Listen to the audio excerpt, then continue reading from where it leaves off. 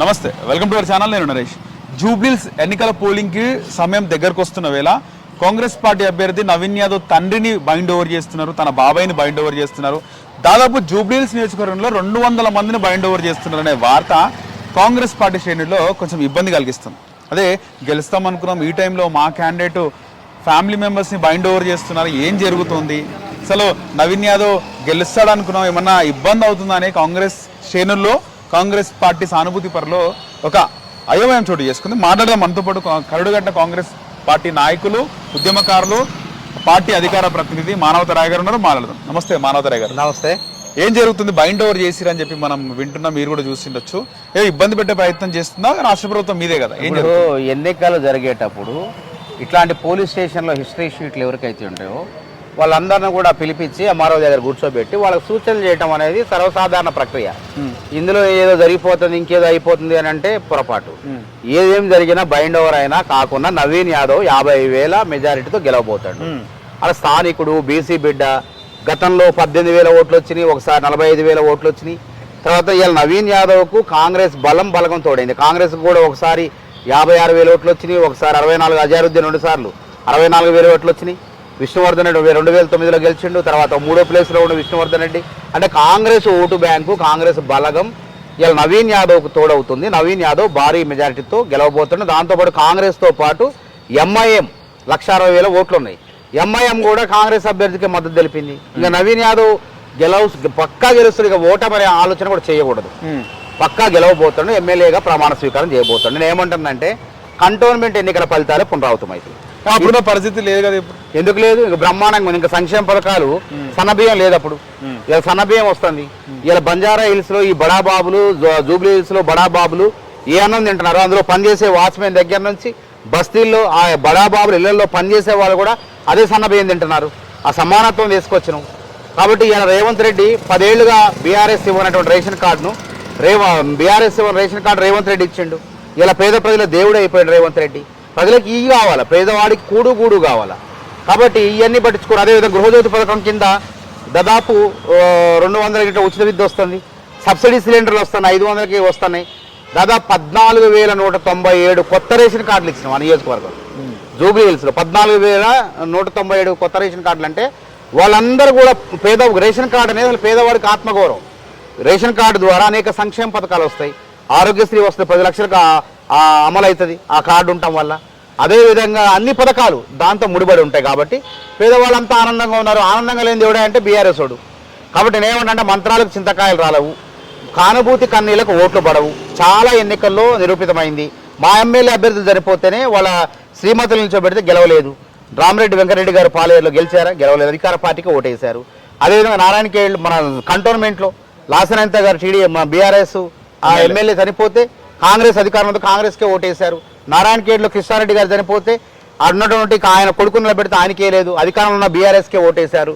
కాబట్టి ఎక్కడ ఏ ఎన్నిక ఉప ఎన్నిక జరిగినా అక్కడ అధికారంలో ఉన్న పార్టీలే గెలుస్తాయి. ఎందుకంటే ప్రజలు కూడా ఆలోచన చేస్తారు. అధికారం లేని బీఆర్ఎస్కి ఓటేయడం వల్ల మాకేం వరుగుతుంది, మా నియోజకవర్గం పనులు కావాలా అని సహసిద్ధంగా ఆలోచన చేస్తారు. కాబట్టి అధికార పార్టీ అనుకూలంతో పాటు నేను అంటున్నా కదా, ఇంటింటికి 10కి పైగా సంక్షేమ పథకాలు. ఇక పక్కా 10 ఏళ్ళు రేవంత్ సర్కారు, కాంగ్రెస్ సర్కారు. ప్రజలు బస్తీల్లో మమ్మల్ని ఆహ్వానిస్తున్నారు. ఇలా ఏ బస్తీ రేషన్ కార్డు ఉంటే రేషన్ కార్డు ద్వారా 23,000 టన్నుల బియ్యం అలా అమ్ముతున్నాం. వాళ్ళకి ఇస్తున్నాం, రేషన్ కార్డులు ఇస్తున్నాం. అదేవిధంగా 14,000 రేషన్ కార్డు, గృహజ్యోతి పథకం, షాదీ ముబారక్, కళ్యాణ్ లక్ష్మి, అన్ని రకాల ఆరోగ్యశ్రీ, ప్రతి పథకం, ఫీజు రియంబర్స్మెంట్ దగ్గర నుంచి అన్ని కూడా అందుతున్నాయి. ఇంత అందుతున్నప్పుడు పేదవాడికి ఏం కావాలా? పేదవాడికి ఏం కావాలో ఊడు కావాలా. ఊర్లలో ఇంద్రం ఇల్లు కడుతున్నాం. హైదరాబాద్ నగరంలో కూడా పేదవాళ్ళకి ఇల్లు కడుతున్నాం, ఆర్థిక సాయం చేస్తున్నాం. ఆ పథకం కూడా త్వరలో ప్రారంభమైంది. కాబట్టి మాకు వచ్చినటువంటి బాధ లేదు. మాకు మెజారిటీ మేము చూసుకోవాలా. 50,000 పైసలకు మెజారిటీతో గెలుస్తాను కూడా, తప్పకుండా గెలుస్తాడు, బరాబర్ గెలుస్తాడు. ఖచ్చితంగా. ఇది రెఫరెండం అనుకోవచ్చా? రెఫరెండం అని ఏం లేదు. ఇది రెఫరెండం కాదు. ఎప్పుడైతుందంటే ఎన్నికలు ఇంకొక సాధారణ ఎన్నికలు ఇంకో సంవత్సరం ఉండేవనంగా అప్పుడు ఏదైనా జరిగితే ప్రజలు ఏమైనా మార్పు కోరుతున్నారేమో ఆలోచన చేస్తారు. కానీ ఇది కానే కాదు. ప్రజలు అభివృద్ధికే పట్టం కడతారు. కంటోన్మెంట్లో ఎట్లా గెలిపించారో జూబ్లీ హిల్స్లో కూడా నవీన్ యాదవ్ గెలుస్తుండు. గెలవటానికి ఏ కోణం చూసినా సరే, ఏ రకంగా చూసుకున్నా సరే కాంగ్రెస్ అభ్యర్థి గెలవబోతాడు నవీన్ యాదవ్. ఇప్పుడు మీ ముఖ్యమంత్రి రేవంత్ రెడ్డి కూడా ఇదే నియోజకవర్గానికి సంబంధించి ఆయన కూడా వాళ్ళ ముఖ్యమంత్రిగా చాలా మందికి ఉన్నాయి, చాలా మంది ప్రతిపక్ష ఏమాహేమీలు అంతా అక్కడే ఉంటారు.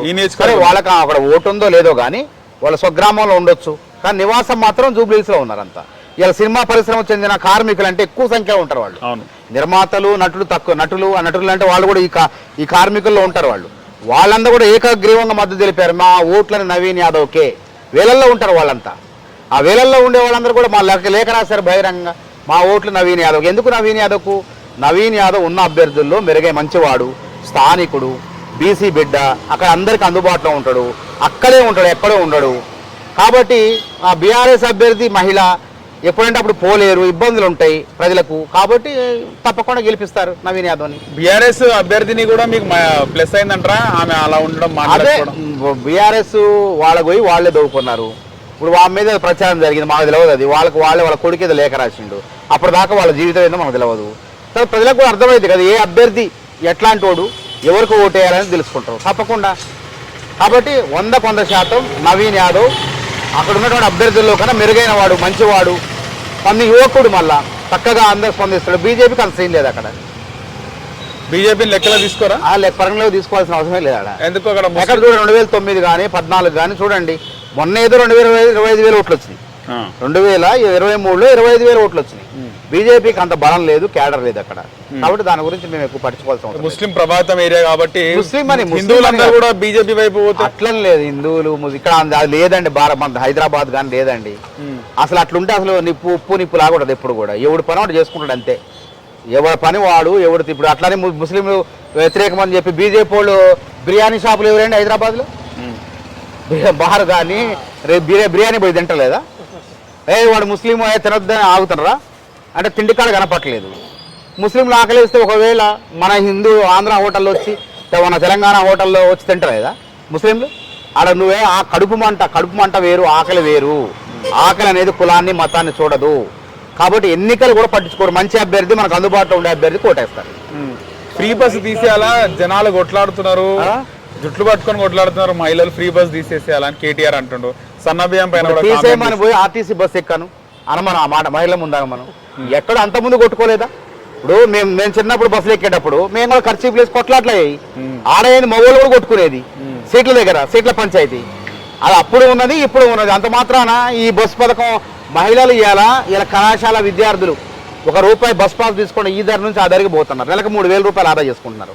చిరు వ్యాపారులు, ఇప్పుడు వాచ్మెన్ లాంటి వాళ్ళు, మహిళలు కూడా వాచ్మెన్లు ఉన్నారు కదా, వాళ్ళు కూడా ఉద్యోగాలు చేసేవాళ్ళు ఉన్నారు కదా, వాళ్ళంతా ఎక్కడ ఈ ధర నుంచి ఆ ధరకి ₹1 లేకుండా బస్సుల్లో ప్రయాణం చేసుకుని సాయంత్రానికి క్షేమంగా ఇంటికి వస్తున్నారు. నెలకు 3,000 రూపాయలు ఆదా చేసుకుంటున్నారు.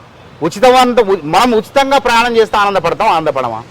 ఇవాళ హైదరాబాద్ నుంచి ఖమ్మం పోవచ్చు, హైదరాబాద్ నుంచి నల్గొండ పోవచ్చు ₹1 లేకుండా. కాబట్టి దానివల్ల 400-500 మిగిలితే ఏం చేసుకుంటారు వాళ్ళు మహిళలు? మళ్ళీ వాళ్ళ ఖర్చులు అవసరాలు తీర్చుకుంటారు. కాబట్టి ఉచిత బస్సులో ఎక్కనోడు, బస్సు ముఖం తెలవనోడు ఉచిత బస్సు ప్రయాణం గురించి మాట్లాడితే హాస్యాస్పదంగా ఉంటుంది. సన్నబియ్యం గురించి ఏమంటారు? సన్నబియ్యం అని చెప్పిన పక్క రాష్ట్రం కూడా చంద్రబాబు నాయుడు గారు కూడా సన్నబియ్యం ఇవ్వడానికి ఆలోచన చేస్తాడు. మన వాళ్ళ మీ మంత్రివర్గ సమావేశం జరిగితే తెలంగాణలో సన్నాలు బండిస్తారు, మనం కూడా బండించి ఇవాళ రేషన్ దుకాణాలు ఇవ్వాలా. అక్కడ బండ పంట రేషన్ దుకాణాల్లో ఇలా పేదవాళ్ళ వాళ్ళు తింటున్నారు, చక్కగా హాయిగా ఉన్నారు. పేదవాళ్ళ ఆశల ప్రభుత్వం అనుకునే మనకు కూడా ఉండాలని చెప్పి వాళ్ళు కూడా ఆలోచన చేస్తున్నారు పథకాన్ని, సన్నబియ్యం పథకాన్ని. అద్భుతమైన పథకం అది. ఓకే, సో చంద్రబాబు కూడా రేవంత్ రెడ్డి నుంచి నేర్చుకుంటారు. తప్పదు కదా, మంచి పథకాలు ఎక్కడన్నా కానీ తీసుకుంటారు.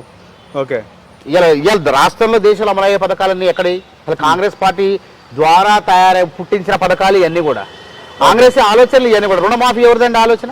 సోనియా గాంధీ కాదు. ఆ రోజు అంటే నవ్వారు వీళ్ళంతా, ఎట్లయిద్ది రుణమాఫీ అన్నారు. కమ్యూనిస్టులు బీజేపీ వాళ్ళు కూడా నవ్వారు, రుణమాఫీ ఎట్లయిద్ది అన్నారు. తీరా చూసిన తర్వాత తెల్లబోయారు. 70,000 కోట్లు ఉమ్మడి రాష్ట్రంలో 14,000 కోట్లు మాఫీ చేసినాం మేము. ఉచిత విద్యుత్ ఆలోచన ఎవరిది?